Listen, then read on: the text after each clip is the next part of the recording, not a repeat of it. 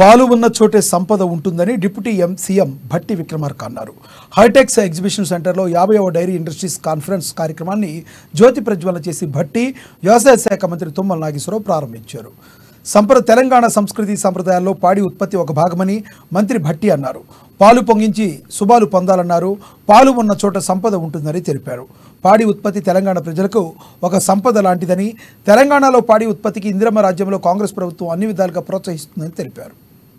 With nutritious values made the man or the population to grow tall. The tallest people of the world is from the Netherlands, and one study in Jack Canadian citizen Bachelor's Mill, in his study he said it is because of the milk consumption the Netherlands people are, the tall and energetic, the population of the country.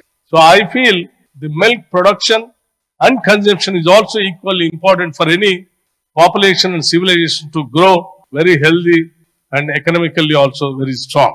So as far as the Telangana government is concerned, we are equally concerned encouraging the agriculture sector and dependent sector of the